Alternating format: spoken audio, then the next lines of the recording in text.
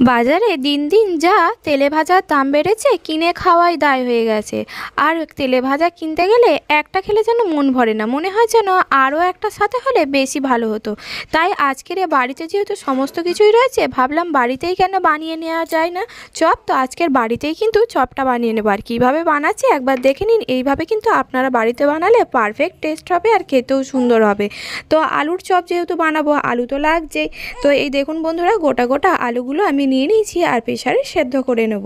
আর সাথে কিছু ভাজা মশলাও দেব। তো দেখুন এখানে আমি গোটা গোলমরিচ, জয়িত্রী, শুকনো লঙ্কা, দারুচিনি, এলাচ আর তেজপাতা নিয়ে নিয়েছি। আর আগে থেকে ভেজে গুঁড়ো করে রাখা আছে মৌরি, ধনে আর জিরে। তো সেই গুঁড়ো করা মশলার সাথে এগুলো ভেজে মিশিয়ে নেব।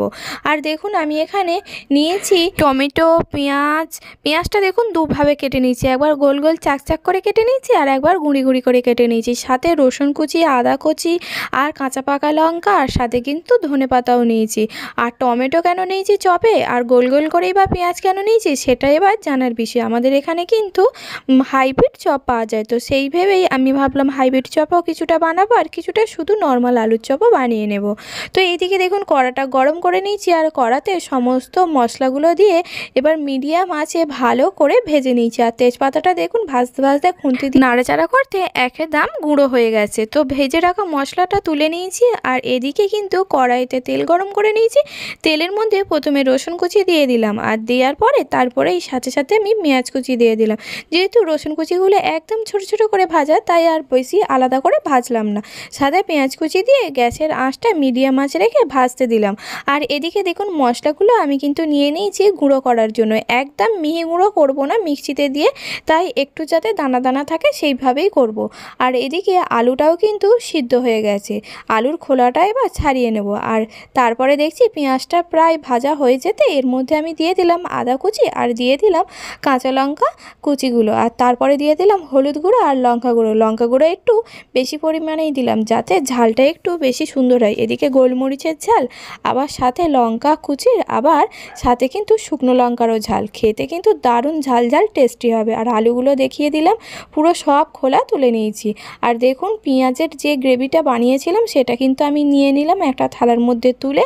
সাথে কিন্তু নুন দিয়ে দিলাম পরিমাণ মতো আর ধনেপাতা, আর সাথে আলুগুলো এইভাবে ভেঙে ভেঙে দিচ্ছি। তারপর সমস্ত আলু দিয়ে একসাথে ভালো করে মেখে নিতে হবে যাতে আলুর মধ্যে কোনো শক্ত ভাব না থাকে। হাত দিয়ে ভালো করে থেসে থেসে এইভাবে আমি মাখিয়ে নেব। আমি থালার মধ্যে আলাদা করে আলুগুলো মেখে নিচ্ছি। আপনারা আগে হাত দিয়ে আলুগুলো মেখে নিয়ে কড়াতেও ভালো করে মাখিয়ে নিতে পারেন। আপনাদের পছন্দ মতো আপনারা যেভাবে চান সেভাবে মাখিয়ে নেবেন, টেস্ট কিন্তু একই থাকবে। তো দেখুন আলুগুলো মাখানো হয়ে গেছে পরিপূর্ণভাবে। তো আলুর কিছুটা আমি তাল নিয়ে নিলাম হাতে করে, এভাবে হাতে চ্যাপটা চ্যাপটা করে নিলাম। আর দেখুন হাতে এক সাইডে আলুর ওপরে দিয়ে দিলাম টমেটো আর এক সাইডে দিয়ে দিলাম পেঁয়াজ। এইভাবে কিছু হাইব্রিড চপও বানিয়ে নেবো। আর এই হাইব্রিড চপগুলো খেতে কিন্তু খারাপ লাগে না, ভালোই লাগে। তো এদিকে ভাজার জন্য আমি এবার ব্যাটারটা করে নিলাম। প্রথমে কিছুটা পরিমাণে ময়দা নিলাম, ওই 6 চামচের মতো। তার মধ্যে নিয়ে নিলাম কিছুটা পরিমাণে অ্যারারুট। আমার কাছে কর্নফ্লাওয়ার ছিল না, তাই অ্যারারুট দিয়েই কাজটা চালিয়ে দিলাম। আপনাদের কাছে অ্যারারুট যদিও বা চালের গুঁড়ো থাকে যে কোনো একটা নিতে পারেন। এই ময়দার সাথে দিলে তাহলে চপগুলো আরও মুচমুচে হয়। আর তারপরে আমি কিছুটা পরিমাণে হলুদ গুঁড়ো দিয়ে দিলাম, আর তারপর লঙ্কা গুঁড়োও দিয়ে দিলাম। দিয়ে অল্প অল্প করে জল দিয়ে একটা ব্যাটার বানিয়ে নিলাম। ভালো করে ফেটাতে হবে। আর হ্যাঁ, বলতে ভুলে গিয়েছিলাম, আমি কিন্তু এর মধ্যে একটুখানি সোডাও দিয়েছিলাম যাতে মুচমুচে ব্যাপারটা থাকে। তো সেটা আমার দেখানো হয়নি, আপনারা দিয়ে দেবেন অল্প, একদম 1 চিমটে মতো সোডা। আর এদিকে দেখুন আমি কড়াতে তেল গরম করে নিয়েছি আর একটা চপ ভালো করে বেসনে দিয়ে আর তেলের মধ্যে আমি কিন্তু চপটা দিয়ে দিলাম। তো দিয়ে এভাবে এবার চপটা ভেজে নেব। তো চপগুলো কিন্তু ভালো করে ভেজে নিলে মুচমুচে ভাবটা আরও সুন্দর হয়। তো এক পিঠ যেহেতু ভাজা হয়ে গেছে তাই আমি অপর পিঠটা উল্টে দিচ্ছি। তো এইভাবেই আমি চপগুলো একইভাবে ভেজে নেব। তো দেখুন চপগুলো এইভাবে ভেজে নিচ্ছি আর একইভাবে সমস্ত চপ আমি ভাজা করে নেব। আর চপগুলো দেখুন হালকা কালারটা ধরেছে, এইভাবে কিন্তু একটু কালচে কালার করে ভেজে নেব, ঠিক এইভাবে, তাহলে আরও বেশি মুচমুচে থাকবে। আর চপগুলো খেতেও কিন্তু সুন্দর হয়েছিল।